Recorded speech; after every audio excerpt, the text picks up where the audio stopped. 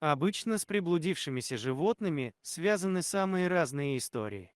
Одна из них случались в маленьком поселке. Все как обычно, прибился взрослый пес во двор. Люди его не стали выгонять. Дети дали ему имя Рыжик. Семья пыталась найти хозяина, спрашивали по всему поселку, но никто не объявился.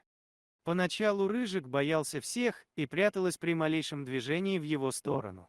Его подкармливали, давали кашу, мясо, обеспечили водичкой. Он находился во дворе нерегулярно, часто пропадал, но снова возвращался. Каждый раз он был очень голоден. Весной случилось ужасное. После долгого отсутствия пес вернулся с огромной раной и весь в клещах. Отец семьи обработал ранку, вытянули клещей и лечили таблетками.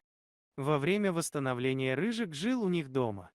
В тот момент он был слабым и понемногу переставал бояться людей. После длительной реабилитации он снова сбежал. Но через время вернулся и начал приносить мышей во двор. Его знал весь поселок, он часто заявлялся к другим жильцам. Они его тоже подкармливали, но приручить не старались. Рыжик везде ходил за хозяевами, которые его вылечили. Он с радостью проводил женщину в магазин, на автобус, просто прогуливался. Пес любил играть с детьми и вел себя как настоящая нянька. Никогда не лаял на ребят и не злился на них. Жалко было, что иногда оставлял их надолго и убегал в неизвестном направлении. Однажды хозяйка шла в магазин, и, конечно же, Рыжик побежал с ней за компанию. На улице они встретили двух собак, которых раньше женщина не видела в поселке, и они начали бежать в ее сторону. Но Рыжик не растерялся и вышел вперед женщины. Впервые она услышала, как он рычит и показывает свои зубы. Хозяйка поняла, что с таким псом можно идти куда угодно. Видимо, так он решил отблагодарить людей за спасение и стал защищать женщину.